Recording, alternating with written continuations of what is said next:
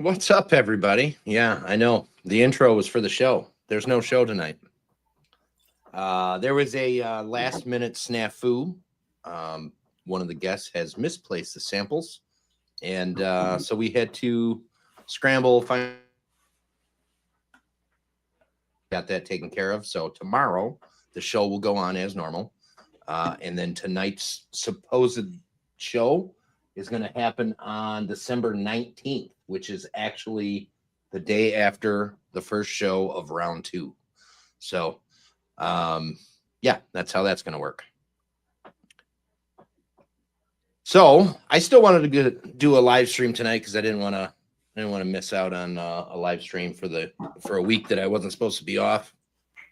So I mad dashed and tried to figure out something to talk about and tried to find some guests, and this guy is the only guy that I could find that wanted to join. So I wouldn't miss it, man. No, we love you, brother. Shirt, right? Got my Holmes K hat, repping my rum brands, and I'm drinking whiskey. So what a hypocrite I am. You are a hypocrite. The nice thing is I won't have to pay attention to any of the other stuff on the stream, so I can just pay attention to the comments, which I see we have a few coming in already. Joe's late. He's not here yet. Whiskey Deke being the first one in. He is on tomorrow on the Showdown. The only guy that... Oh, I heard myself. Yeah. I don't have the comments. It didn't let me log in on StreamYard, so I can't see the comments, so I just pulled it up on YouTube on my phone. Okay. Bourbon with Friends is here. I'm believing that's Brian. Smoked by Ash, there he is. Ryan, Joe's here. Spicy Strawberry, how you, Spice? Dan, Whiskey Punkard, how you doing, buddy? Big winner last week of the blanket. Whiskey Addict Mike, Patty is here. She's working. This is her entertainment while she works. Sugar Kitty, how you doing, Sugar Kitty? Charles, nice to see you, buddy. What's going on, Charles? Long time no see, man. You doing all right? It's Shrek and the Northwoods Unabomber. Here, hold on, Charles. I'll Unabomber it up.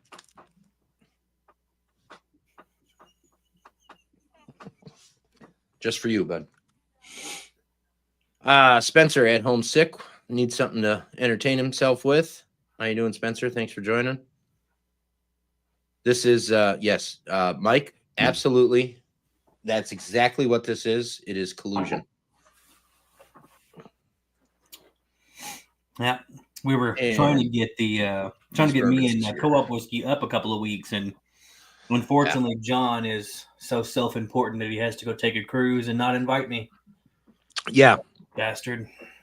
Well, there's that. And the other thing about rescheduling is as it gets later and later in the season, or in the round, it's harder and harder and harder to reschedule. So like Drew's got a really tight schedule. So like today worked well for Drew, not so for any other date. Adam from Lost Lantern, he can't really reschedule. I mean, that's kind of a really tight window.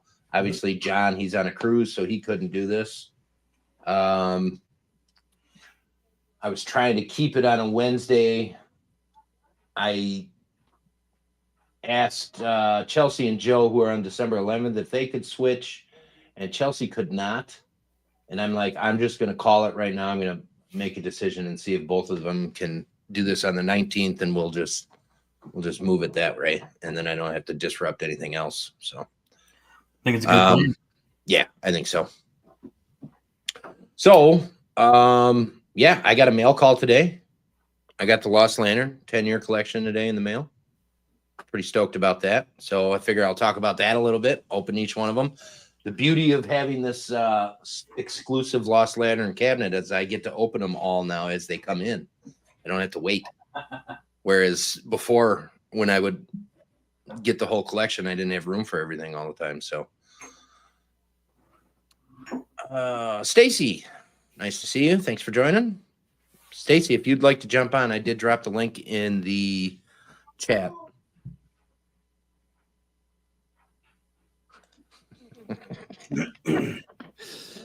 So what are you drinking, Marshall? I'm going to kill tonight this Knob Creek single barrel. Excellent. Yeah, this is the one Travis brought down to me about 2 years ago, I guess now. It's, let's see, barrel date 6/13 of 2005. And then dumped 10/21/2019. So right. It's got a little age to it. It's been sitting around for a while. 120 proof, 14-year aged Knob Creek. It's lost a lot of the nutty characteristic. It's lost a lot of that signature Knob Creek flavor. And it's just kind of in that what I would consider to be that ultra aged bourbon, that really oaky, tannic, kind of super heavy on the caramelized vanillas and raw oak characteristic in it. So, I mean, in no way, shape, and form is this like the greatest bourbon. But I will say, like, if I'm going to reach for something, this is a pretty good option. Mm-hmm. I was going to say, when you said it's lost its nutty character, I could stop by and give it a little more nutty character for you. Don't tempt me with a good time, buddy. Anyways, speaking of Knob Creek, I found a Knob Creek 12 this weekend, and it was a great price, and I do enjoy that one. I think that's probably their best, like, normal expression, outside of the single barrel stuff and whatnot. I think that 12 is where it's at for them. The 15 and the 18 are probably a little too much. Oh, this is the best stream ever. I just put Patty in timeout. Oh boy. Oh, you don't like her Parrot Bay comment? I don't know how to. She gets a 1 minute timeout for her Parrot Bay comment. Yes. Yeah, I can't do any of that stuff in here because it's not actually YouTube. That's the nice part about being a moderator and having my phone up. Mm-hmm. So as far as the Lost Lantern 10-year collection, a couple things about it. It's only 4 bottles. So one of their smallest releases that they've done, especially in a while. But Adam came on today and talked about what the landscape of American whiskey looked like 10 years ago, 2014. And it was vastly different than it is today, like vastly different. There wasn't a ton of craft distillers 2014, in the hundreds we're talking about, and now we're in the thousands. I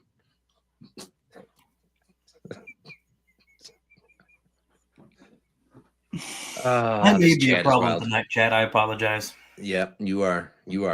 But 10 years ago, with a few of these craft distilleries, for them to put product aside and let it sit for 10 years, I mean, that's a big deal for a small distillery that's not putting out a ton of stuff, right?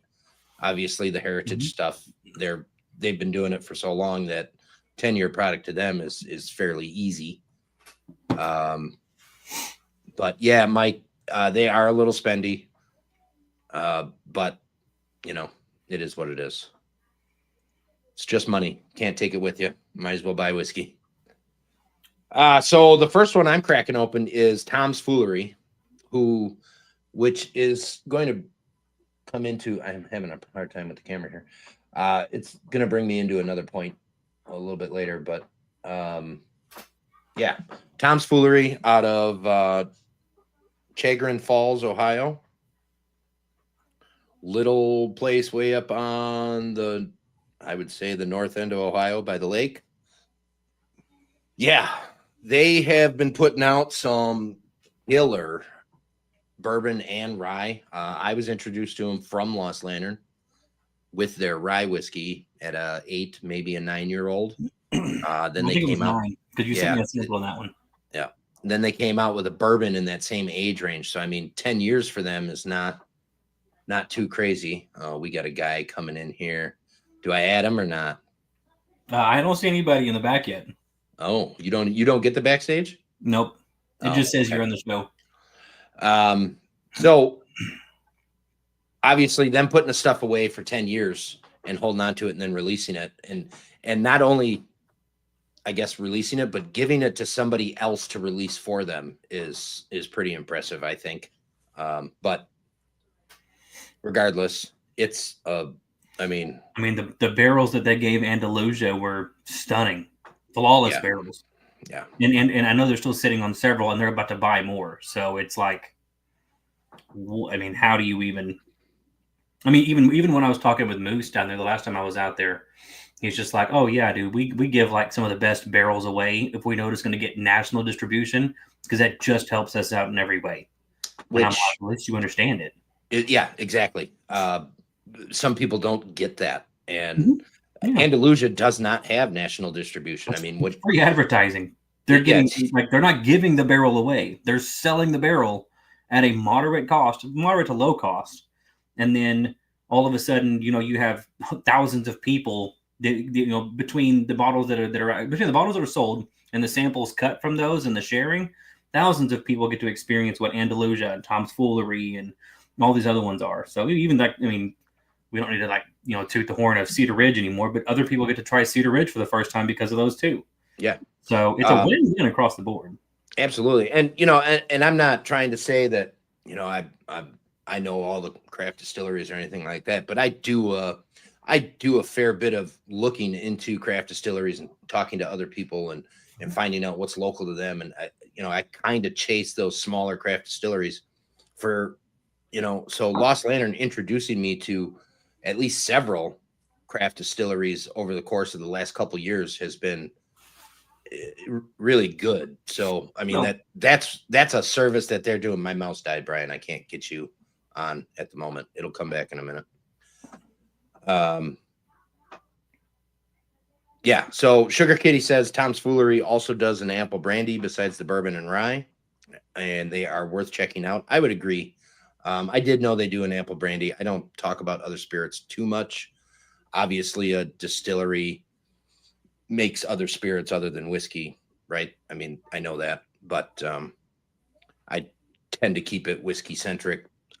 There are other spirits I'm sure are fantastic. I just don't dabble into them very often. So, yeah. Sugar Kitty's here. The mouse got scared. So, so here we go. We'll get on this topic.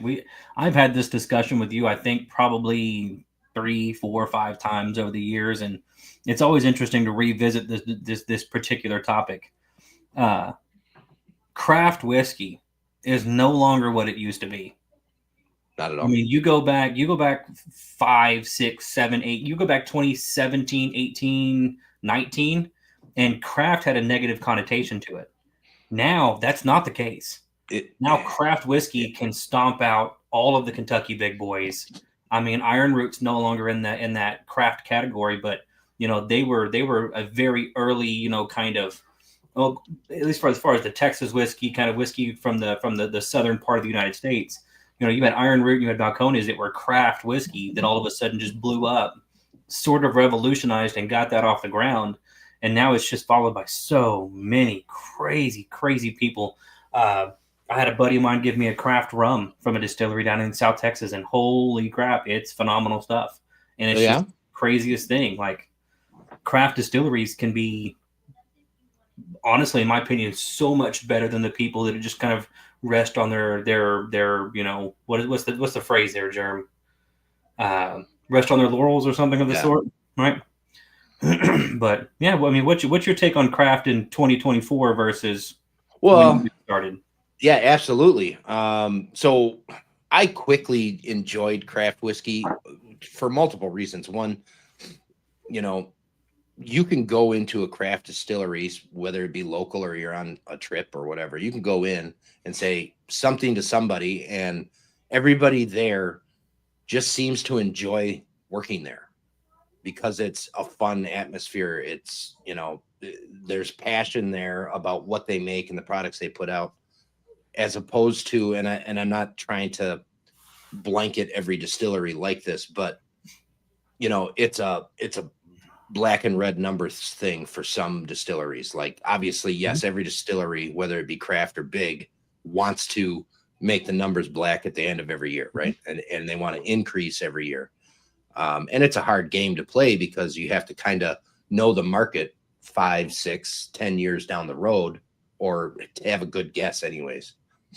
But I got into craft distilleries early on, and I just fell in love with how passionate they are about the products they make, the the artistry involved in making a product, the innovation maybe, but the experimentation for sure. So like, hey, I don't know if this is going to work or not, but let's try it out. And Jim Beam can't do that. They can't say, hey, let's change this up today and we'll do something different for a few days and see what happens. They can't. I mean, they could, but they're not going to, because that kills their production for their main product. There we go. Well, and cleaning steel can be an absolute pain in the ass too. So if you're a big guy in town and you're looking to do a different release, you're not gonna first and foremost, you're not stopping your core production. Nope. And you're probably not going to want to clean, especially if you're doing a rye whiskey, because we all know that can be just horrendous when it comes to, cleaning equipment, the puking that you get, all the different problems with rye. And apparently there's even some malts. Can't think of off the top of my head which ones, but I know some malts can do the same thing, or some species of barley, can do the same thing. Oh, sure. That'd be a pain in the butt. But I mean, that kind of brings me to something else that I wanted to talk about tonight. I mean, what is for you, whiskey wise, not rum? What is for you a breakout distillery of 2024? Oh, dude, to be honest, I haven't had a lot of craft stuff in 2024. But I mean, even if you haven't had it, just notice that they've been talked about more and more and more. They're starting to get, in our circle, or just in the general. Just in general, our circle. I know the answer, and I don't disagree with that answer, but I don't know, man. I'm seeing Del Bach on every shelf. I'm seeing it in every store. It used to be in one store here. I'm seeing it everywhere. It's everywhere. Yep. Now there's single barrels of it popping up, and I'm seeing the advertising. Not necessarily my first go-to, if I'm being honest with you, but if it's there, or if it's just kind of at a group share, or at a party or event or a tasting, I'm gonna try it. I'm gonna drink it. But I would say that's probably gonna be my more notable, more to the forefront, what I would consider to be craft for the last 4, 5, 6 years, kind of really becoming up into that main scene and becoming a little bit more readily available for everybody. Okay. Corey, I like this answer as well. River Roots. Yeah, absolutely. I've been seeing them a lot more and more lately. Yeah, Joe, that was the unspoken answer that we were talking about. And I do agree. I think they're getting some recognition. Obviously, our group of whatever it is, what is it, 30 people maybe? They're not buying out single barrel releases of Detling. So obviously other people are doing it. Patty, Cedar Ridge, yeah. I don't disagree with that, but I think they were more of a breakout in 23 or maybe 22. 22. I mean, he did a lot of releases in 22. I think 22 was it was like the end of 22, beginning of 23. He really expanded across the country. When he was dropping Pete and Sherry and Portside, and just slinging biscuit malt and this and this. I mean, Murphy was just letting things fly. Yeah. And I think it worked well for them, because they are pretty much on the map. We got one more guest. Cool. Caught you while you weren't ready. Yeah. Two guests joined. I like the sweatshirt. Go Pack Go. Brian D. Whiskey. I never remember what your title is over at 10th Mountain, but I'm the director. There you go. That's the word I couldn't think of. I run the company. Whiskey Deke. Whiskey Deke is actually a fellow Wisconsinite. And when are you coming? Are you tomorrow? I'm tomorrow. Yeah. He's on the show tomorrow. I wanted to test. I wanted to have my camera right up here so you could see my whiskey behind me, but I don't think it's just going to work. Just doesn't work. I'll just clean up the desk behind me, which is a mess right now, but it's all right. We got the good stuff there. We got Camp Randall. We got a Wisconsin helmet. I mean, Little Lebowski Urban Achievers certificate. Yep. It's okay. What do you think, Brian? Breakout craft distillery of 2024. A breakout craft distillery of 2024. And you can't say 10th Mountain. I was about to say I you wasn't- can't say 10th Mountain. I wasn't going to say my own company. It's fine. That's a tough one because of the podcast, I've been able to try a bunch of different craft distilleries from all around. The last one we just did was Old Glory. They're absolutely great. I Okay. really like what they're doing, and it's all in-house. They do it all themselves. So it's grain to glass for them. It's all out of Tennessee. So they do a Tennessee and a regular bourbon. Okay. Both of them are absolutely phenomenal. But something that's getting pushed out all around, I would probably say, oh, God. It's out of Washington, and I can see it. Out of Washington? So Yeah. Westward, Westland, Copperworks. Copperworks. Yep. Okay. Copperworks would have been one that I would have said as well. Yeah, so Copperworks has been doing some amazing stuff and pushing it out in the right direction, and I can just see them continuing to grow and get better, especially at the ACMAs and how they did last year. I can't wait to see what they do this year. I haven't had one thing that I thought was even mediocre from Copperworks. I have Exactly. preferences from them. Yeah. I do like their refill barrel much better than their new barrel. Mhm. But even their new barrel is fantastic. Yeah.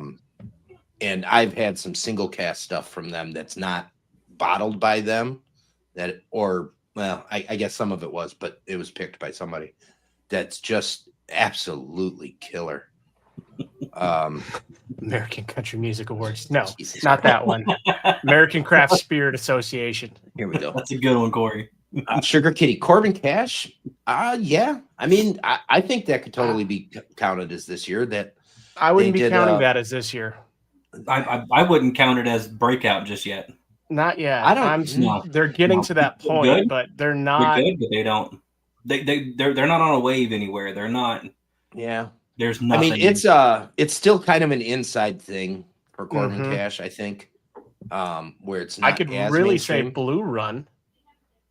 Blue Run. Yeah, they've been a thing for a little while.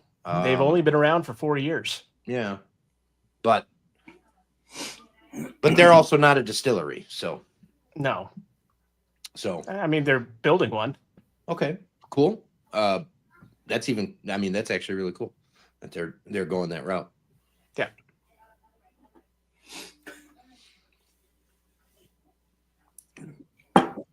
Wrong tube. This is interesting. Okay, so the Tom's Foolery 10-year-old bourbon. It is very, very similar to obviously the whatever year that other one is. I think it's 9-year on the bourbon. It's a little bit more dry, a little bit more tannic, but I mean that's kind of to be expected. But I mean, as far as flavors go, it's relatively the same.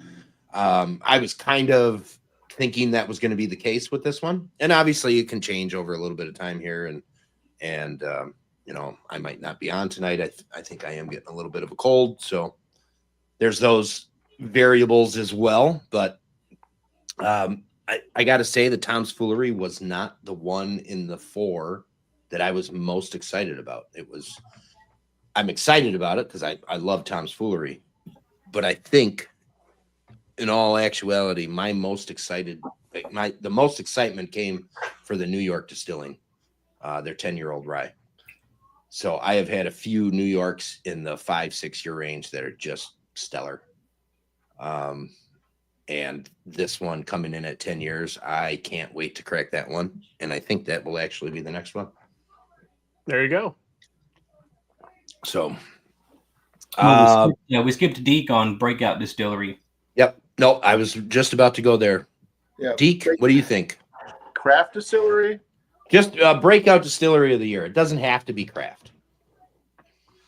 But, pretty much when we're talking about breakouts, it was a craft or maybe it's just starting to not be a craft anymore. Yeah, I'm not super into craft as much as like the rest of everybody, but I do have to, and I don't know how long they've been around. I do have to say I finally picked a bottle up of 45th Parallel that was outstanding. My wife gave me one of them yesterday, the Mackenzie's Reserve, when I was practicing for tomorrow. So I was this close to choosing it out of the 150 so bottles that I've got, and I second guessed myself, which you tell everybody not to do. I mean, y'all can second guess yourself. I don't care about that. I want to say 2004 for 45th parallel. Oh wow. Maybe 2007. I'm trying to look right now to see if I can get the 2007. Yeah. Okay. So, but back in 2007, I mean, they were one of 50 in the country. Yeah. So, I mean, they've been doing it for a while. Yeah, and I agree. They're excellent. I wish they would break out a little bit more than kind of the local scene. And I think there's the Whiskey Lore podcast guy. He just did a podcast with them. He also has them in there in his bracket for craft distillery of the year or whatever the hell it is. And they've made it pretty far through. In fact, their vote is up tomorrow again, and they're going up against Boulder. So Boulder out of Colorado, which is also very, very good. Brian, you have a look of almost disgust on your face. I mean, I like Boulder, but it's not my company out of Colorado, so it's bullshit. So there was a little animosity behind that somewhat squinted gaze. There was. I could pick up on it. Okay, so 45th for you, Ryan. Any other things that you're? I mean, about a year ago, I went down to Starlight, and I don't know if they're definitely not considered new, but they seem to be gaining a lot of traction nationwide, more so. I think so. And I haven't had a bad thing from them. They're finally available in stores here, so yeah, they're up to distribution pretty well. Yeah, I mean, their rye is amazing. Like all of the finishing that they do with stuff that they grow right there on their own vineyard, Madeira. Like their Ambarana cigar batch is really freaking good. Which I know most Ambaranas being way overdone this year, but yeah. I think what happens is barrel brokers get a hold of a bunch of something and they start pushing it, and then somebody releases something and it did really, really well. So then everybody scrambles to get that. Well, Ambarana was one of those ones that I can tell you it came at a cheaper price when everybody was getting it. That's why. But you really needed to have a daft hand with that because, I mean, and I joke, I say, it needs 45 minutes in the Ambarana barrel to be done. Yeah. Obviously, it's longer than that, but realistically, it's not much longer than that. A couple days, maybe, because you can overdo it really fast with those. All right. So, New York Distilling Company. They've been around for quite a while. They make the Jaywalk rye. They also make Ragtime. Ragtime rye is the other one that I couldn't think of. Yeah, the Applejack and the Standard. Yep. Blonde at 100 proof, and then the Applejack is also at 100 proof. These are pretty good. I picked these up only a couple of months ago, so that tells you these are very easy daily sippers. Yes.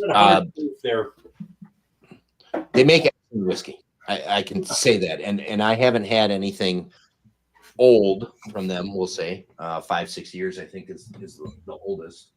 I'm not even certain of what this one is. Yeah. Now, I'm going to preface this, and I'm going to say, and I believe we've talked about this before, but age is just a number in whiskey. It is. Doesn't mean the older it is, the better it is. No, it does not. And yeah, I will be the first to say I don't shy away from young whiskey. Right. There is a point in time in the States here where it can be too old. It have gone too far for sure. Donald Rance, nice to see you, buddy. Thanks for joining. I tried that Heaven Hill 17 year at Oak Liquor Cabinet, and it did not hit the way that I thought it was going to. It did not give any flavor. It was just really, really tannic, like bitter tannic. And I'm like, that's not what I would assume from Heaven Hill. But at 17 years. So for me, though, for a craft distillery to put out something at 10 years, that means they had the patience and they had the ability, the money. Well, or the stuff that they were putting out ahead of time was keeping the bills paid and such, and they could make product that they knew they were going to sit on. I mean, that's a hard thing in a craft. That means distillery. they had money. Yeah. So, either A, they started with a lot of it, or B, income was coming in, tasting room, other spirits, so on and so forth, whatever it is. A lot of tasting rooms, they had the ability to do so. And the vast majority of smaller distilleries complain about the cost of operating the tasting room. If there's not enough high traffic and high volume, if you're not somewhere that's readily accessible, and if you're not a destination distillery, you're just going to end up bleeding money trying to pay people to operate it, clean it. It can be very finicky, to the point where I know that even some of the Texas distilleries, they're closing down their distillery because their tasting room, because they just cannot keep going. It's just too much. So, and I take that back. This one is 8 years, I guess. I didn't know that. But that Writer's Rye, so that's New York Distilling, and I think that's their Jaywalk Rye, but it's a single barrel pick from. That's a good sweet spot for rye. 7, 8 years. Yeah, depending on the climate. Yeah. Yeah, New York. You can do it in Texas. On the coast. No, you can't do that in Texas. You would have nothing left in the barrel. No.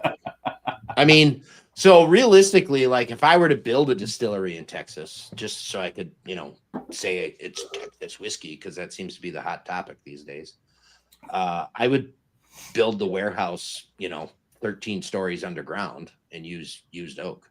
Well, so there's a distillery down in South Austin called Fierce Whiskers. And their new make is actually pretty good. I'm not going to lie. Their new make rye has a lot of flavor and a lot of character. But what they decided to do is to release it after 12 months and then 18 months. Okay. And it's just very young, and the oak tannins aren't playing right. There's no real complexity. It's just this sweet, almost kind of sort of savory rye in a weird way. Like it hits the palate. It's sweet. It kind of hits with a little bit of the light fruit notes, and then just becomes very savory towards the end. It's a very weird thing. It leaves you very dry. And then you start looking at their warehouse, and it's like, okay, well, they're 4 stories underground, and then they're like 12 stories above ground, right? Or 12, rick house floors, right? Not stories, but like rick house. Yeah. They built a Kentucky rick house in, basically South Texas or South Austin, Central Texas. And I will say this: if that distillery can take that rye and let it age in the lower sections of that rick house, even in that basement area, dude, you're talking about revolutionizing what is rye grain grown and coming out of Texas. So that'll be cool. But you're talking about a craft distillery that has almost no distribution, and by all means, I'm glad that they don't, because the vast majority of their age stuff they've released sucks. Just for you, Corey, we're talking about Texas whiskey. I've heard some good things about Fierce Whiskers. Obviously, from you, I've heard about their new make. But from other people, I've heard promising things, at least promising. Maybe not the best. They have an agave spirit that hits like a Florida Laser to me. I don't know how they managed to get that much flavor out of it, but they really did. They have a really good silver rum. They had a decent, 12-month aged, rum, but it's, again, they're using a generic molasses base, and they're using like a standard distiller's yeast on the molasses. They don't know how to make rum. But no, it's cool. I mean, I think it'll be fun to see what they're like in, say, 3-4 years from now. I think it'll be a real cool place to go. And they have a beautiful tasting room if they keep it open. This thing is really nice. It's like sugar mint. So I don't associate memories with flavors a lot. Like, my brain doesn't work that way very well.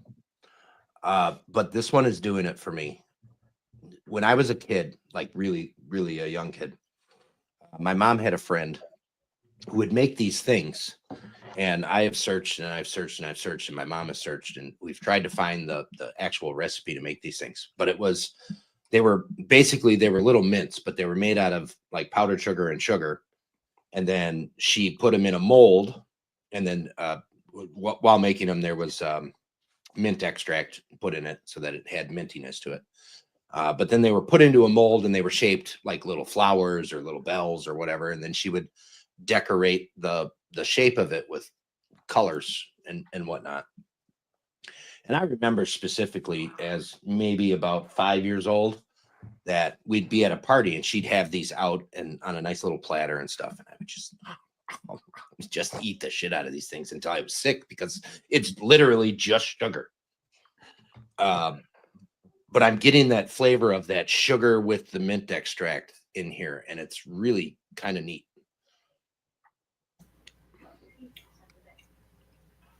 That is the kind of the cool part about the individual experiences.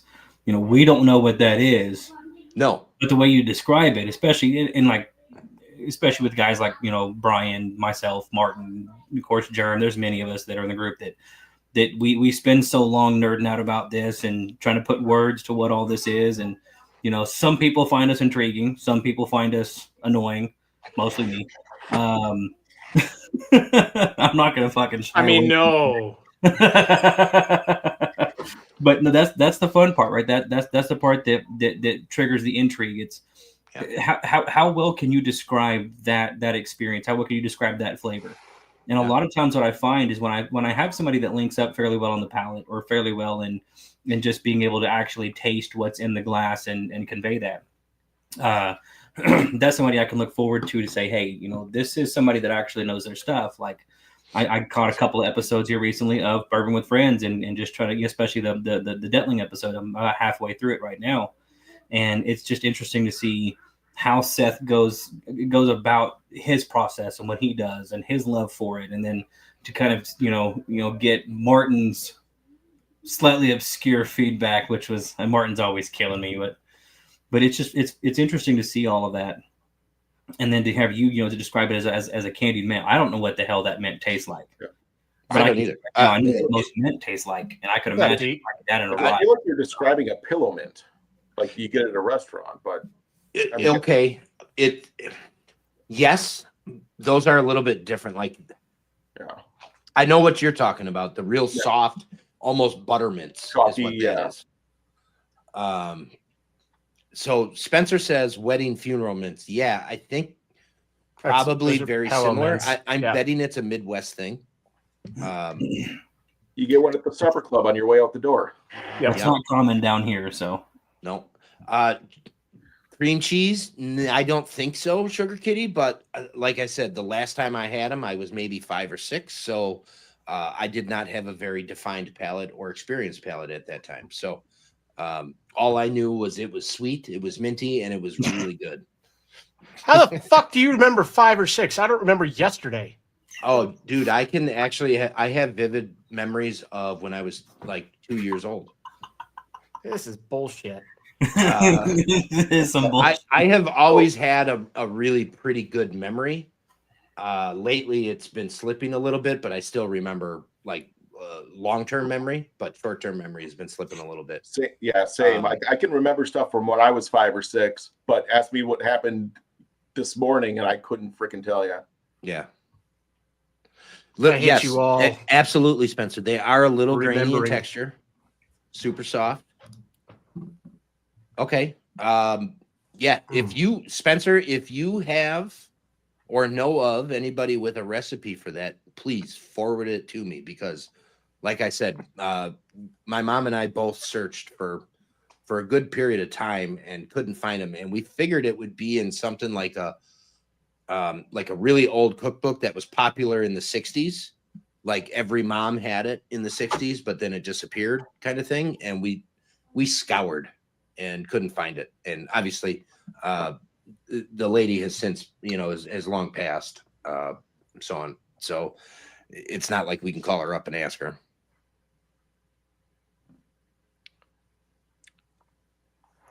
You guys had something called Kanasuki before? Wow. Jesus Christ. That was good. That was good. Have you guys had this or heard of something called Kanasuki? Nope. I have seen the name. I haven't had it. I haven't heard much about it. It So just got he said- released into the He said U.S. Kanasuki, not Bukaki. Okay. speaking of Bukaki, what happened on Brian, Saturday? look what happened. Brian, I vividly remember everything that happened on Saturday. It's Sunday that's questionable.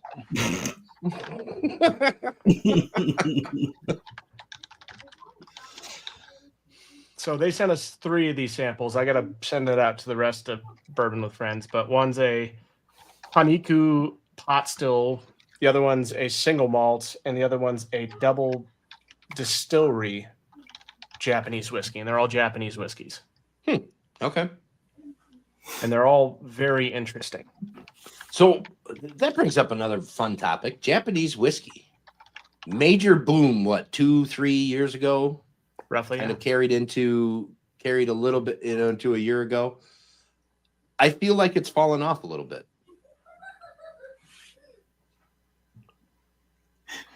Bring it. Yeah, I will be happy if I'm there in February. So, but anyway, I'm going to bounce, guys. All right. Ryan, thanks for stopping by. Cheers, Yeah, I buddy. wanted to make sure everything was working properly. We'll see everybody for the show tomorrow. See you tomorrow, bud. Or Marshall fail. I mean, lose. I mean, fuck. Well, he's not going up against Marshall, so I know. I don't know, man. If everything these days just tastes like Buffalo Trace. you're in trouble. Keep drinking rum. It'll be fine. I think it's the rum that makes me better at drinking whiskey. Yeah, Could be. Yeah. So These this are really thing, good. this thing is really good. Marshall, I feel like this is a rye that you would enjoy. It's spicy to a point, but again, it's got that sweet mintiness. It's got some nice fruits, and it's not. That's Ohio, tannic. right? No, this is New York. Sorry. Oh, dude, I mean, if New York Distilling Company makes it, I mean, that's just one of those places that almost can do no wrong.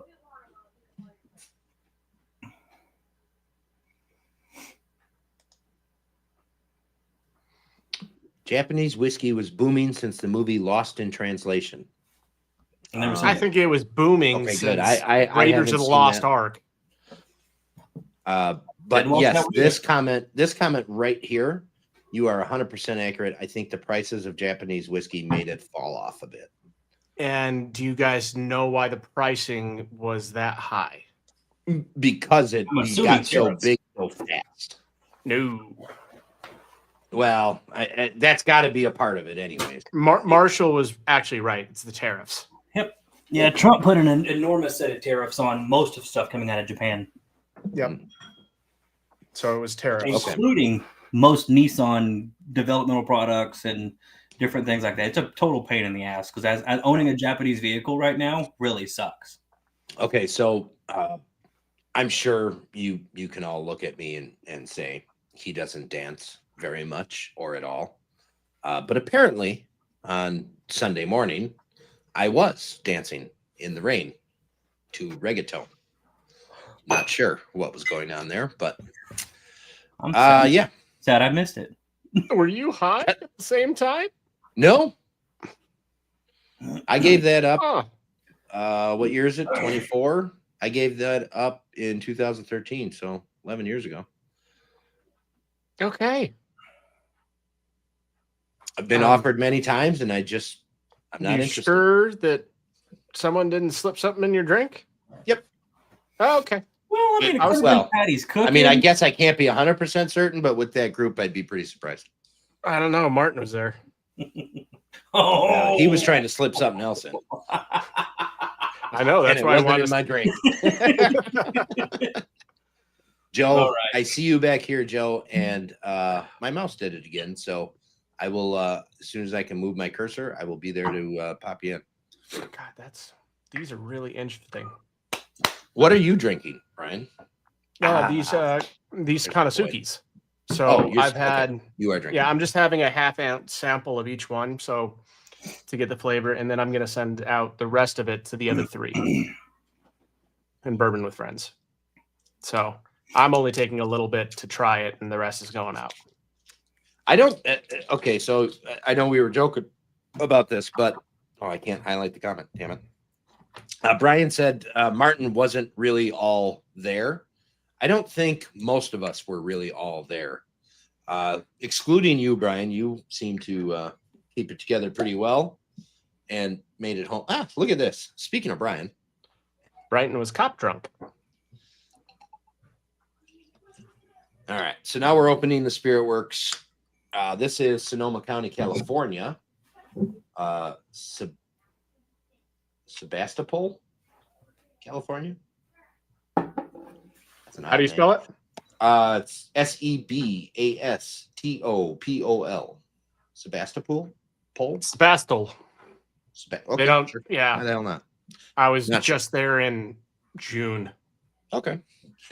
So I haven't been telling you guys the proofs on these. The New York distilling was 66.9. Okay. I think Colleen owns the comment of the night so far.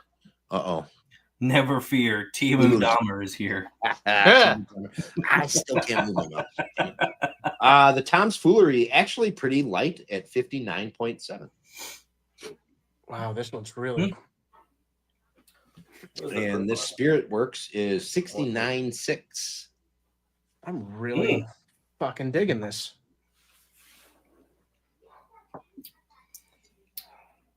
Ooh, I should have brought the sheet in here to dude, I haven't explain drank all of them. in a while. You always want to bring the sheet in. From the rain. Whatever. Yeah. sheet, whatever. Patty, I'm okay, sorry. I cannot be held accountable for what was happening at that time of the day.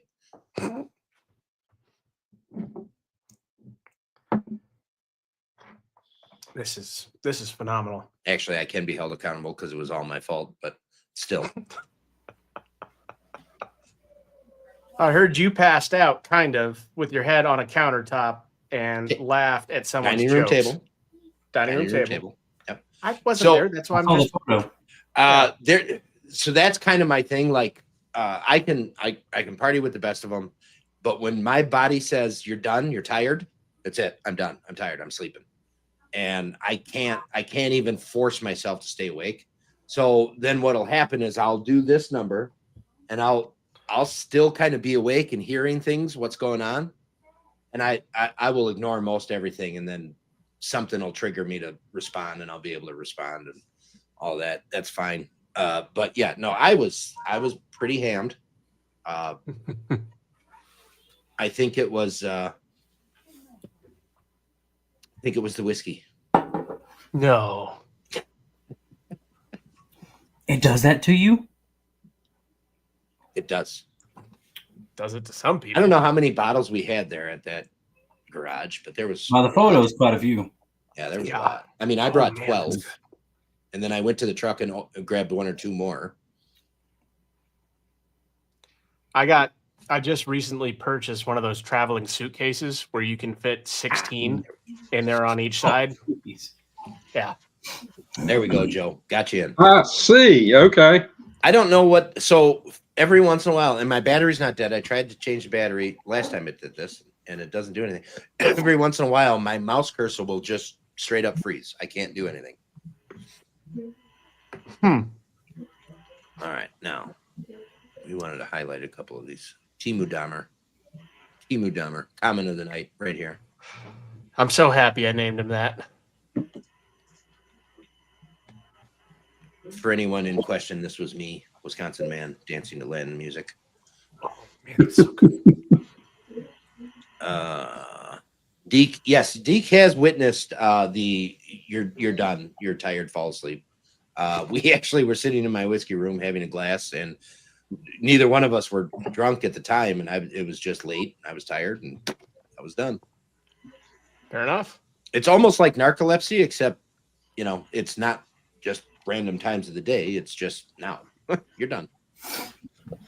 I'm pretty sure that's narcolepsy. Narcolepsy It's is just any now. time randomly. Yeah. Yeah. You don't have, this is, I've been up for 12, 13, 14, 15 hours and it's time to go to sleep.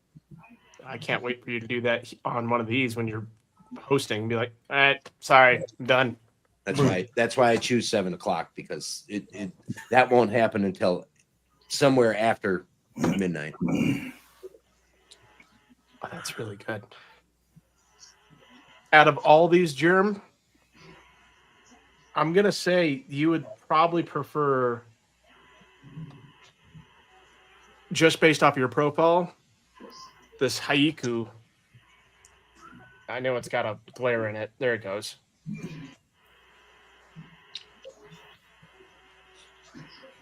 All right. Yeah, it's a haiku pot still Japanese whiskey at 102%.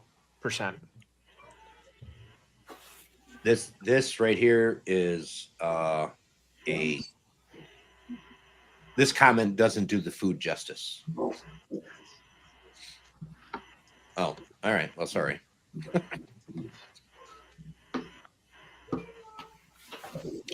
Okay, so this one is the Spirit Works. What did I say? 69.6.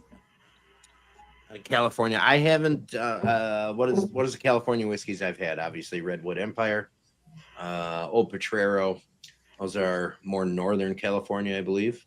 Yep. Southern California. I don't know exactly where Atwater is, but that's Corbin Cash. I would assume that's kind of like Central California. St. George is in Alameda. You also have Liberty Call. You have Half Moon Bay.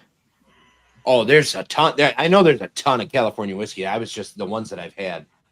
So Corbin Cash, St. George, Redwood. Oh, Potrero. Prohibition. I think you've talked about Prohibition before. Maybe. Yeah. That doesn't sound familiar though. But anyways, I have had one other Spirit Works rye, but it was finished in a slow gin cask. So it's definitely weird and unique, which I enjoy. But this is just their rye whiskey at 10 years old. So I was kind of excited for this one too, to just kind of see what their spirit is, without the finish. No.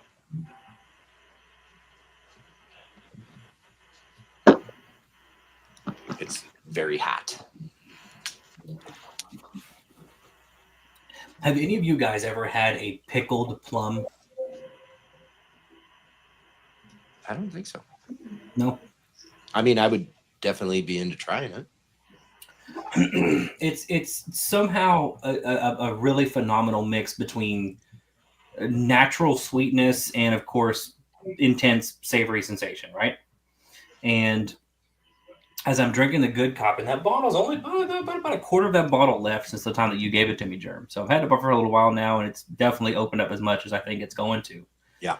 And I'm getting this weird pickled plum note where there's a fruitiness, there's a fruity sensation, but that tannic sensation on the back end just presents in this kind of savory, oaky sensation that kind of just reminds me of like a pickled fruit, which is a Cool. weird thing.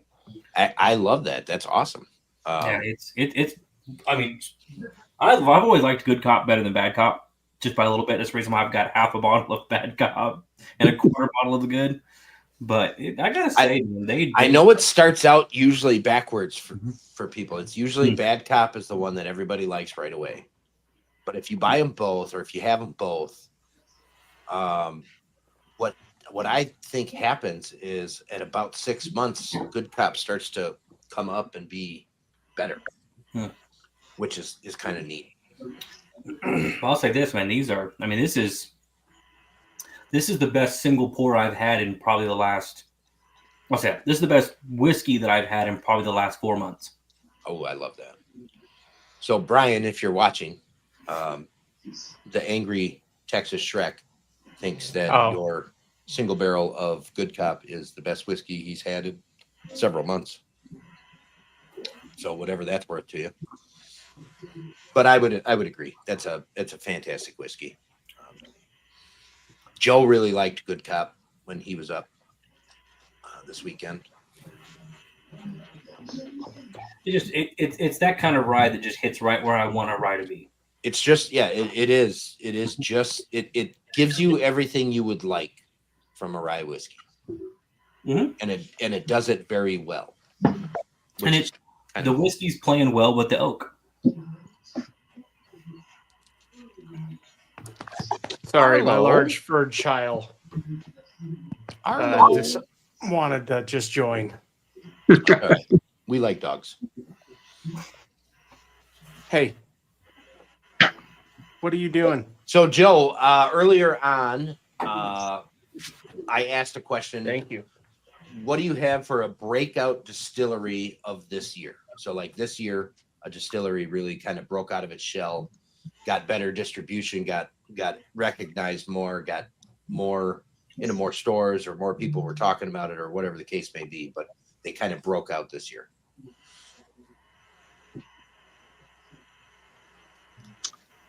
Have to be a U.S. distillery? Oh, it doesn't have to be. Okay. Well, Ardenho, which is a young Scotch distillery, opened up 5.5, 6 years ago. The first release, their inaugural release, wasn't widely available, but they just came out with their first core range release, and it's starting to show up, being more available and reasonably priced. Very much in the flavor profile of like the Port Charlotte, Charlotte, Coela kind of peaty scotches. Another one which is a lowland distillery is Loch Lea, and that one I think is starting to get a lot more distribution. I've got a couple of them here, and it's a softer Scotch, like many of your lowlands are. Lowland, kind of a typical lowland. Right. But it's a good one, and it's starting to get some momentum. I had this feeling that Donald would really like Ardenho. Has nothing to do with the whiskey. No, it's just the hoe. The deity for Donald that was involved in opening and helping them out. And I don't know if he continues to work there or Jim not, McEwen. Jim McEwen, and no, he's not with them. Okay, he did help them get rolling, kind of develop a little bit and start out. So some of that first distillate is going to be definitely influenced by him. Yes, no doubt. Yeah, and you can tell that it was right. So Fast How To, how you doing, Jeff? Thanks for joining, guys. Absolutely. If you are interested in any home automation, cool techie shit for your house, check this guy out. He's really good at it, and he makes it somewhat fun and definitely easier than what it seems like outside. What do you mean by that? What do I mean by what? Home automation, cool techie shit. Exactly. That's what it very sounds like. broad. It is very broad. So, and he's very broad with it. He's really good tech stuff. He likes to play with home automation and stuff. Check out his channel. It's Fast How To. Watch a couple videos. You'll kind of get a gist of what he's doing. But yes, he's very good at it, and he does make it easy to understand. So, well, yes, Donald, I agree. Rassie's another one that's starting to get. Yeah, that one's been that one. I have not been able to try that yet. Yeah. The other one, the Arden Merkin, I think that was another big one this year. Yes. I would agree with that 100%. Unfortunately, I don't have any of theirs, but it is one they've got a lot of releases out and are becoming pretty readily accessible. Mm-hmm. They just released a 10-year. Well, oh wow, okay. So on the back of that, because I know we're right at that hour mark. I don't know how long you want to go with this, Jeremy. Yeah, hour roughly, a little bit over, whatever. Okay, so what is the breakout independent bottler for this year for you guys? And Jeremy, you're more than welcome to go your cop out answer on that one if you'd like. But Well, I'd rather not him do his cop out answer. I want to give him. I'm going to exclude Lost Lantern from this whole thing Thank because you. Okay. realistically, they are. I mean, they're the epitome of independent bottlers in the States. And are you talking about American independents or any? All independent bottlers that you are aware of anywhere. So my answer for this, and I'm gonna use this answer because the other independents that I know have been around for a long, long time. It is not a breakout for them anymore. Gordon McPhail, Douglas Lang, SMWS, all of those have been around for a long time. Nobody needs to hear about them anymore. They all know them. American Single Cask, I think, is going to be one that is definitely somebody to pay attention to. Their first release was 6 bottles. This guy is doing this kind of on his own. He's got a day job. He does this kind of like in the background. He acquired some fantastic barrels from a couple really good distilleries that people know about and a couple distilleries that people don't know about. And the whiskeys people went nuts for the whiskeys because they were really good. He sold out of his first Two Souls Spirits. They've been around for about 2 years now. Yep. They're doing some cool stuff. They've fallen short a few times for me, so it's not like everything that they do is fantastic. And I think if you're doing it that way, you're going to go into MGP stuff as well. You could do Penelope, you could do Blue Run, you could do Old Elk. Those are non-distiller producers. Those are NDPs, independent. But so that brings up a really good question. There's Penelope does both, and so does Old Elk. So what do you consider? What's the difference between an independent bottler and an NDP? What your difference, Marshall? For me, in my definition of a, as long as you're not doing releases on a regular basis where you are blending and batching, say 20 to 100 barrels, right, or whatever the case may be, right? Like the one-off that Lost Lantern does every now and then, okay, that's cool because there's still a bunch of single barrels. Penelope has a core range. They have the rose, they have the 4-grain, they have got all these things, they've got all that. They are a non-distiller producer from start to finish in my book, right? So Old Elk, I mean, I have nothing against Old Elk. I mean, they source decent MGP. They've got a really good, was it that Armagnac finish that they put out? Yes. Mother, dude, that was good whiskey. Okay. I mean, that was phenomenal. If I wasn't so fucking broke at the time, I would have bought one. Right.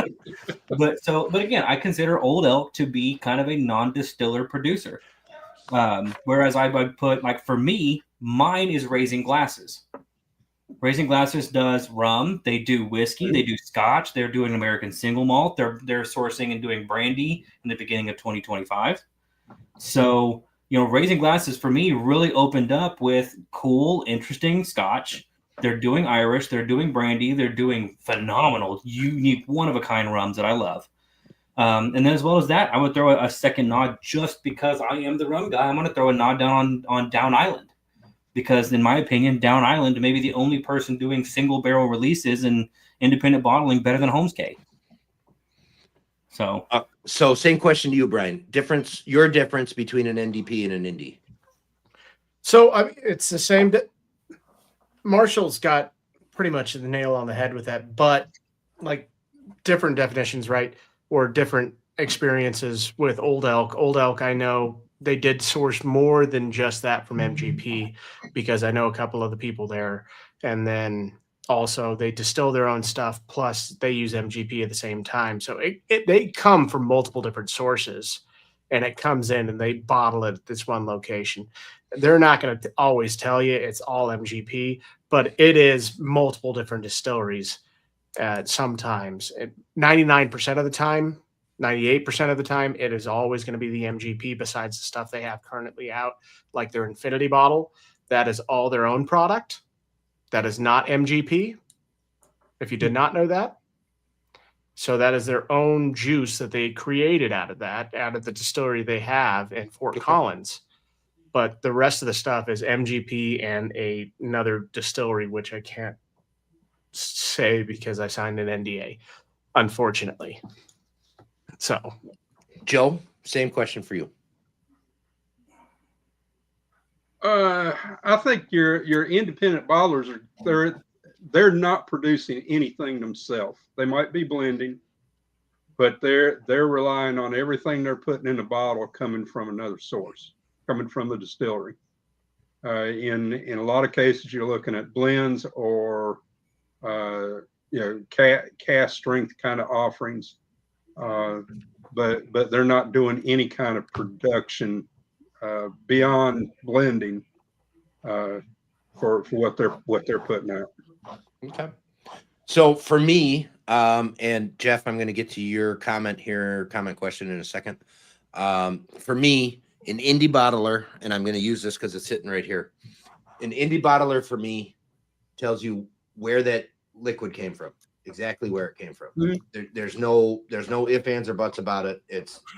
I bottled this from this distillery. This is the information that I was allowed to give you. Great example. Yes. Raising glasses, same deal. Right on the front, Westland Distillery for that voodoo. Yeah. So on and so forth. Two Soul Spirits, another same deal, independent bottler. So this is I'm not going to be able to find it here. Hold on. You have to look a little bit harder on these, but this one here is distilled by Yahara Bay Distillery. Yahara Bay actually does all the bottling for Two Soul Spirits. So whatever barrels they source from any distillery ends up in Wisconsin, gets bottled at Yahara Bay, and then sold under the Two Souls label. I'm not sure why that is or what's going on with that, but they have a partnership with Yahara Bay that they're the ones doing the bottling, which is fine. So every other distillery than Yahara Bay, if you look, it'll say distilled at whatever distillery, bottled by Yahara Bay, put out by Two Soul Spirits. That to me is an independent bottler. The transparency of where it came from, what it is, as much information as they can divulge about it legally is on the label. That's an independent bottler for me. So I'm gonna Jeff, go off with Orphan Barrel. I don't know enough about Orphan Barrel to say this with 100% certainty, but I believe what they are is an independent bottler. They go out and find, I think their claim to fame is they go out and find barrels that were forgotten about at distilleries across the world. It's not America, it's not Scotland, it's not just these, it's anywhere. And they're kind of like forgotten about barrels, or barrels that the distillery says this doesn't work for me. Yay. In any of my blends, in any of my products, I don't necessarily want to release it as a single barrel. This is up for grabs if you would like it. And I think that they do that. So yes, they would in fact be an independent bottler. However, I do not believe Orphan Barrel puts the name of the distillery where it came from. I have not seen transparent. Yeah, I don't think they're very transparent as far as what's in the bottle. Oh, who's the one out of is it Canada? Starts with an O. Obane, Octomore. Obane. Well, that's Scotland. Oban. That's Scotch. Well, no, it's not that. Oban and Octomore are both Scotch. Yeah, it's not that. Donald, distillery in Canada that starts with the O. It's not Scotland. Canada. I know. I said Canada. Canada. It's an independent bottler. Unobtainium. That is actually Cat's Eye Distillery out of Iowa. Mm-hmm. But Gene Nasley. They also do some stuff where it's independent bottling, because that's what he release a single barrel from time to time, and he'll also bring in and do like 1 to 3 barrel batches. Yeah. So Obtanium is anything with the Obtanium label is Gene Nassif. He's blending it at his place in Iowa. And the dude's good. But he's sourcing it from, he's sourcing stuff from all over the place, Mhm. and he's blending it. So I mean, this dude took Canadian Mist and made it a premium product. Yeah. Still didn't like it. I liked it. I did too. It was Canadian. Okay, so that answers that. It's that's I'm not going to finish the rest of that. So I'll say this, right? Again, I'm gonna go back to the fact that I'm a rum nerd. There's nothing that has excited me more than when a distillery puts out so much information that you physically can spend an hour trying to digest it all. Yeah, front makes and your head back of spin. multiple covers, and you still won't understand it all. You still won't be able to get through it all. Right. If I could find a whiskey distillery that was as transparent as Hamden is with these 8 Marks collections, I don't even give a shit what their whiskey tastes like. I would love them to death. So for me, Westland is that distillery. They are very transparent. You have to go to their website and look. You got to look. But they do. I mean, they break down what the temperature of the ferment tank was for the fermentation. So I mean, they go that deep. They tell you as much as they absolutely physically can, because they know that it doesn't matter if you have every aspect of their whiskey in production, you can't replicate it. It's not going to happen. You know, and I love the story about Lafroig and Lagavulin. Lagavulin wanted to recreate Lafroig. Yeah. built a distillery right next door, bought the same stills, used the same shit, and couldn't make the same whiskey. So that just says there is a thing about a still signature or distillery signature or whatever the case may be. You can't replicate somebody else's stuff, even if you try. Well, but on that point, right? So this was a question I was going to ask earlier. You know, we all know that Donald's favorite human being on Earth, well, if Donald has a favorite human being on Earth, is John Dewar. No, Jim McEwen. Right? Yeah. And so Jim McEwen has his hands in several different distilleries and this and that. What is it? What is this? What is Jim McEwen's signature in the glass that you guys can pick up? Is it something? Is it a crispness to the finish? Is it a certain influence of the barrel? Is it what is it that you think you would be able to narrow down or recall from something Jim McEwen has had his hands in? And I'm going to say this with Mark Rainier. I'm going to say this with a bunch of the guys that I know who have been incredibly influential in the Scotch world that also are now influential in rum and brandy and gin and several others as well. I'm going to answer this first because my answer is going to be fairly short. And I think Joe's answer might be the longest of anybody on here. My answer to that question is it's just fucking good. And the reason I think, the passion that man has for making whiskey is second to none. The man bleeds malted barley. And he just does fantastic things. That's what he's done his entire life. I mean, right. I personally don't think that if you gave me 3 whiskeys, one of them was a Bruichladdich, one of them was somebody else, and one of them was somebody else, but they were all made by Jim McEwen. I don't think I could tell you that Jim McEwen made all 3 of them. I don't think I could do that, right? That's not something that I don't believe I could do. Is there somebody else out there like Jim McEwen has his own signature on whiskey? Maybe he does. I don't know. But I can say this: everything that he's ever touched has been gold. So I'm going to ask this in addition to that. Who and from what distillery did Jim McEwen actually learn from? And who was the head distiller at that time that he actually learned from? Well, it was Bowmore Distillery. Right. And I have to think about the distiller for a second. Ooh, his last name was Dewar. It's a long time ago. I'm just using a cop out answer on that one. That's a It's meta not. guess. That's a meta guess. That was close, but no. I may also be doing a little ass kissing on that one too. Yeah, I can almost assure you that Donald is going to answer that question here in a second. Yeah. Oh, okay. But So the person that actually taught that guy was from the Dewar family. That was Scott Dewar. Okay. So I do know that. What do you got there? Well, so Donald actually answered my question though. He says it's a rounded balance of flavors that are totally cohesive. Octomore 4.1 was his masterpiece.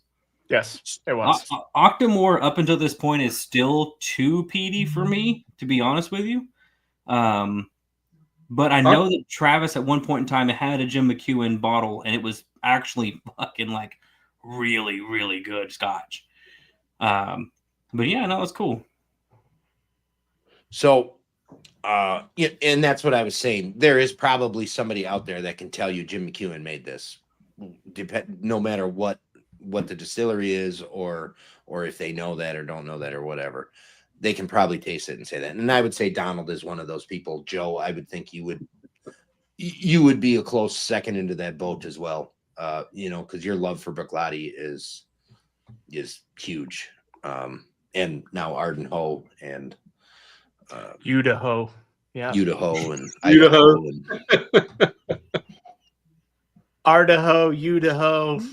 Weedaho. There we go. Yeah, Donald, I still have a little bit of a 4.1. Next to Idaho. So this, I'm going to talk about this one real quick. This is the last one. This is the 9.99 year Lost Lantern. Now this one's like days short of being 10 years. It's 1 day shy of its 10-year birthday in a barrel. Now, is there a difference between a whiskey at 9.9, 9 years, 364 days and 10 years? No, I don't think so. However, legally standing, you cannot put 10 years on the label if it's not 10 years old. And they did that purposefully because Westland does have stocks of 10-year-old stuff that they probably will at some point in time release on their own. And they haven't yet. And Lost Lantern wanted to give them that opportunity to release the 10-year age statement, which I think is really cool. Also, 10 years ago, Westland was not doing what they're doing today. They were sourcing barley. They were sourcing peat. They were sourcing peated barley. And this is a very, very different whiskey than what Westland is today. And this one I was really excited for because I have not had an original peated Westland for a long time. And it's kind of nostalgic and it smells absolutely just like I remembered it. It's just fantastic. And that is the sole reason that I bought this one. That is the second best peated Westland I have ever had. That thing is so good. The fact that yes, I agree. Yeah, the fact that it was a peated Westland is the sole reason I bought that one. Yeah, the guys behind Raising Glasses, they really stepped it up a notch because they released the one of, in my opinion, 2023's best single barrel rum of anybody. And it was a 2007 Bentley rum that was just, I mean, stunning fucking liquid in a glass. And then they do the voodoo, they do all these other things. They really are. They've stepped up their game and they're doing a good job. Deke, no, I have not. Possibly tomorrow, in honor of you joining the show. I might have that 8.1. Wait a minute, Jerm, you've never had a black art? No, I have a sample sitting down here actually from Whiskey Deke. Would it slightly offend you if you knew that I've had like 5 or 6 black arts? So I've had lots of chances for it. I just never have. It's always been at the Bastards Ball events, man. I know. So for me, a whiskey like Black Art, I need to sit down with it, and I need to be I need to be clean. I need to be paying attention to it. I want to know about it. I want to get intimate with it. I don't want to have 7 whiskeys and then go, oh shit, Blackguard, yay, here we go. It's not going to do me any good. Yeah. No, Because I'm the type of person that if I taste that and I like it, I enjoy it, I think it's good, I'm going to go buy a bottle. Now, for those of you that don't know, Blackguard is not a cheap bottle. It's a $600 bottle. So, and I'm going to be honest, man, we got a lot sitting around here on shelves. Yeah. I mean, right. Because around. it's an expensive bottle that people don't necessarily know about that well, and they're afraid to take that risk. Obviously, there's a lot of people out there that do know what it is and are not afraid to take that risk. So I'm going to say go to the cheapest place I've ever found it. And I found it for $267. And that it also depends on which Blackguard it is too. So there's many others. That was the 8.1. And that was in Wichita, Kansas. Several years ago or no? Okay, the last Blackguard I bought was 7.1. I paid $286, which is okay. So wow. Okay. Yeah, it was this year. It was in March. Now I will say, Donald, I have had the what is it? The Isla Barley. I've had the Isla Barley twice this year, and I've got to say, I'm kind of coming around to that one. That's a good one. And no, Donald, I haven't had that PC12 you mentioned. Here's my other issue with both, and this goes for both Blackguard and Octomores. I can go to the store and I can buy a Port Charlotte 10. So it's a 10-year peated Bruichladdich for $75, $80. Yep. And I can enjoy the hell out of that whiskey. And when I empty that bottle, I can walk back to the store and get another one. With Octomore, it's a $250 bottle. It's roughly a 5-year-old whiskey, give or take. There is a 10-year Octomore. But yeah, they just released a 10-year. That's a $250 bottle. And is it any better than Port Charlotte 10? Maybe it is.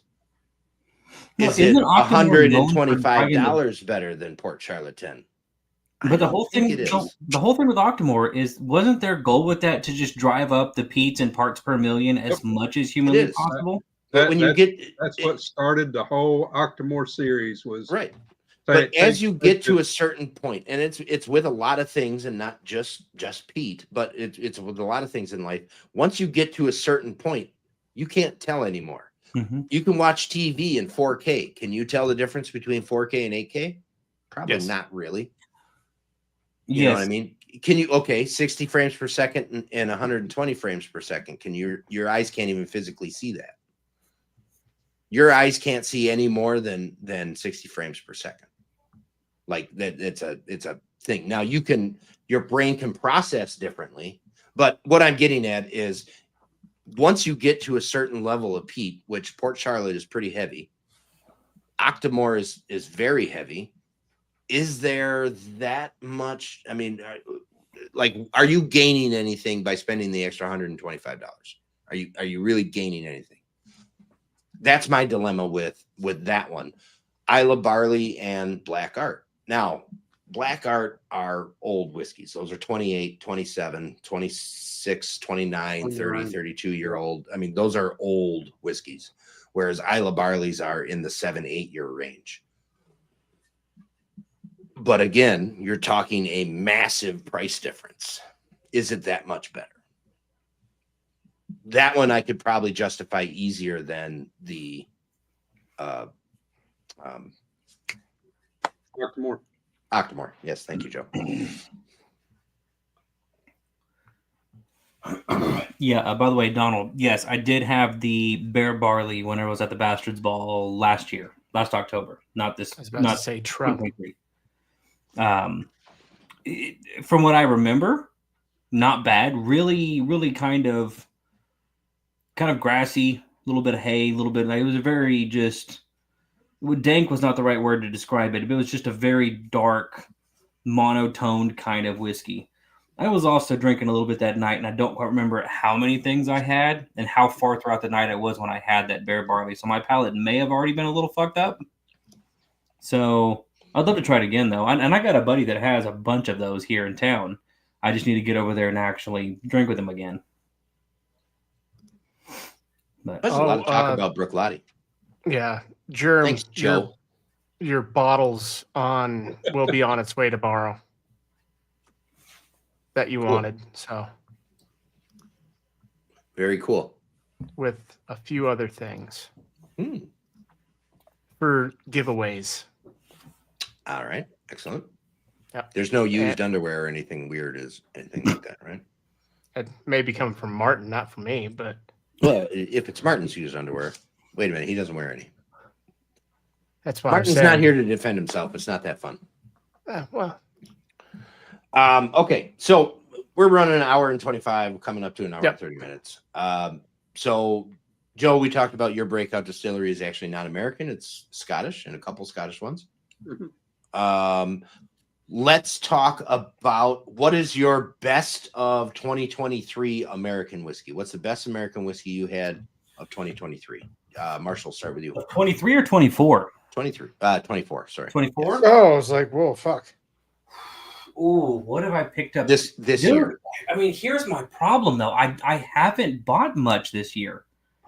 I know, and it doesn't have to have been new this year. Just something new to you this year, like you hadn't had it until 2024. New.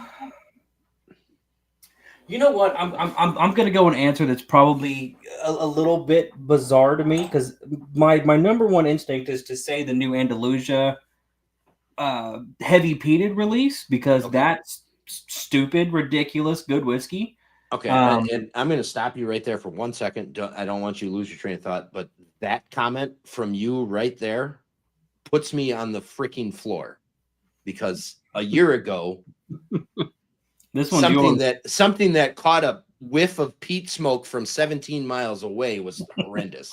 I still do not like the Octomores. I still don't like the really egregiously heavy ones. But I don't care. I mean, you just said heavily peated whiskey was one of the favorite ones of this year. But I'll say this: a buddy of mine gave me a bottle as a thank you for working with him and doing some stuff for him.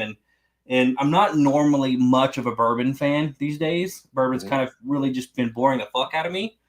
But this Whistle Pig 6-year piggyback rye, this thing here, holy moly, I have enjoyed the shit out of this thing.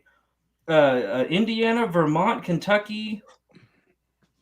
Okay, that's very surprising. And it's like this thing here has been my kind of more surprising. Like this is something that reinitiated my like. Okay, I want to drink a little bit of bourbon again. I kind of want to jump back into it. And I had this the other night, and then the following days when I was going into the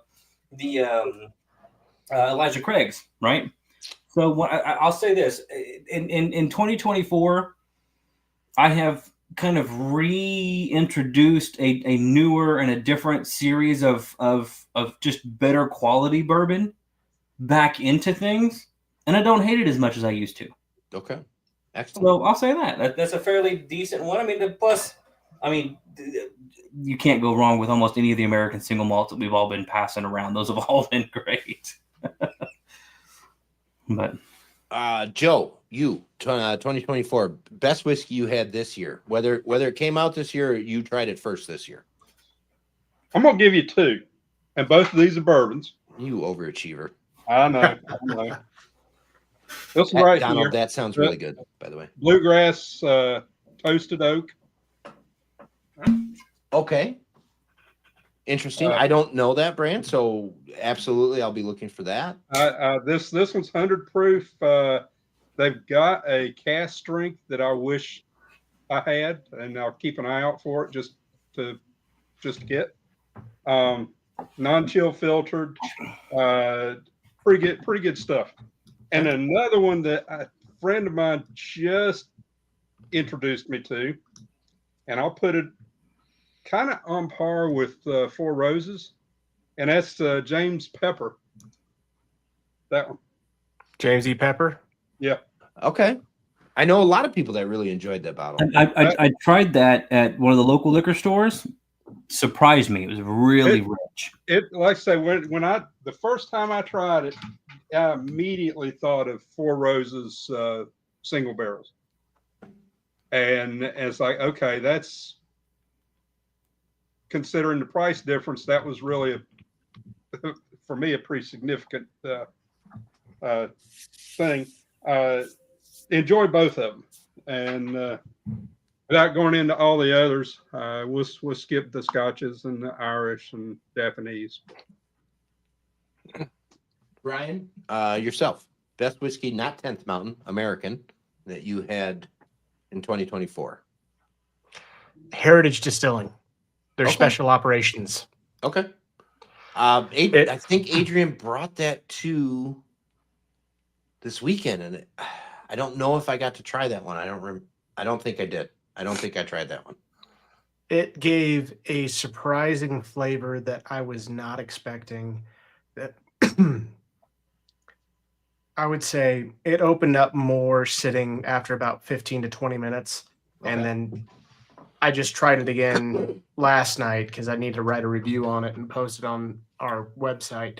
But it was absolutely phenomenal and did nothing but proclaim where these people came from and where they're going. They're doing a great job. That sounds fantastic.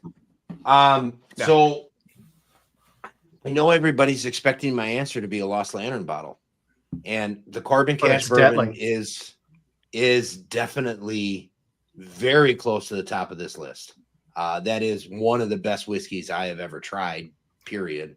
But I think for me, the best whiskey that came out and I tried this year was the 45th Parallels Mackenzie Reserve, their single malt. This thing transported me to a whole different section of whiskey that is not from America. And I was so excited to drink this. Every time I poured it, I was happy to drink it. Absolutely a fantastic whiskey. And probably the best one that the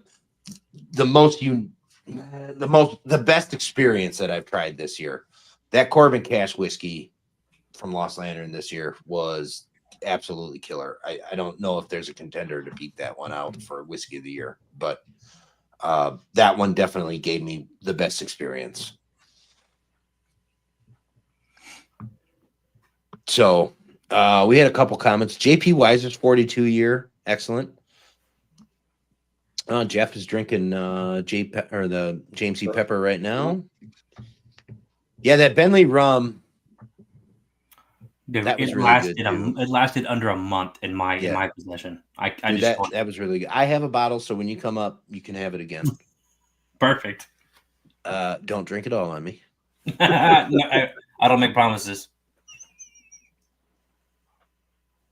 Yeah, okay. So Spencer says it's Old Potrero, but yeah, that's fantastic whiskey.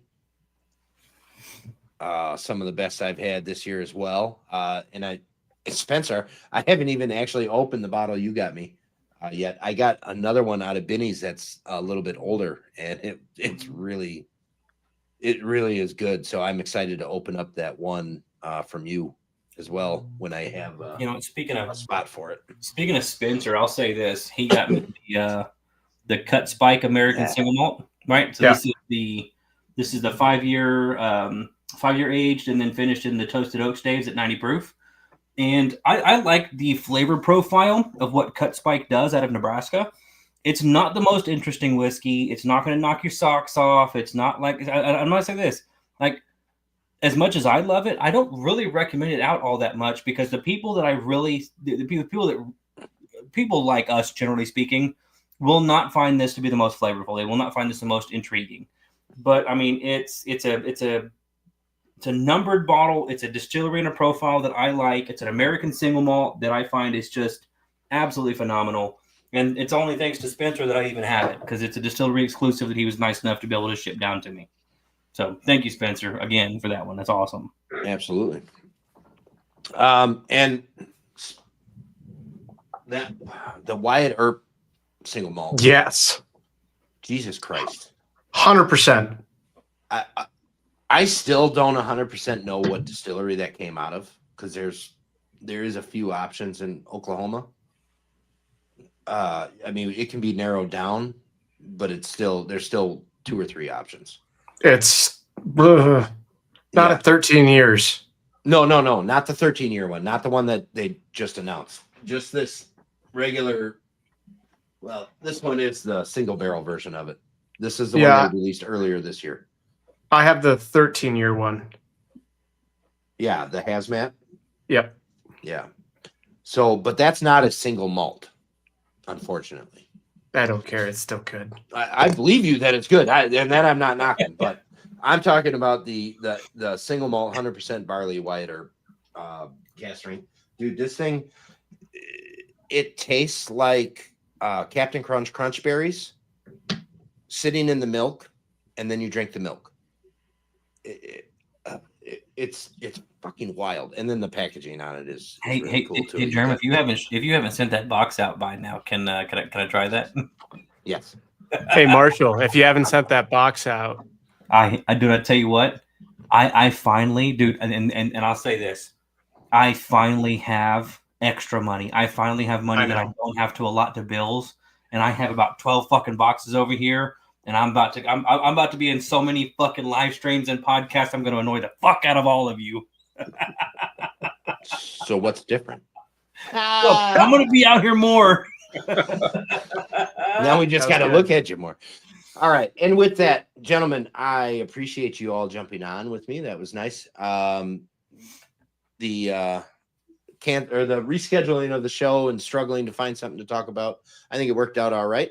Found some good stuff to talk about. I got to open up my new whiskeys and got to chat with a couple of good dudes. So pretty happy about that. Brian and Joe jumped on. Yeah, absolutely. Yeah. Everybody in the chat, thank you for joining in. And yes, make sure to tune back in tomorrow. The regular scheduled programming will be back on at 7:00 for the blind sample showdown of Ryan, the Whiskey Deek, and Leslie of Bourbon Heart. We'll be going at it. Not that way, Martin. And wait, he's in here? No, he's not in here. If he watches this later, It's a default. It's a default that you have. It's a default. Kinda Yeah, like it is putting kind of a default. It's kind of like putting caution on a coffee cup now. You just kind of have to do it. Yeah. No. But yes, tune in tomorrow to see which one of those two moves on to round 2. And then, other than that, I better put some whiskey in a glass and make a good cheers here. So, Are we doing any Instagram lives or anything of the sort? Or are we wrapping up for the night after this one?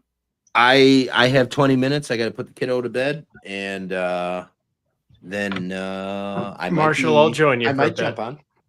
Perfect. So, Sounds great. Yeah, if somebody's got an Instagram live going, join us over there. And until tomorrow, cheers. Cheers. Spirit.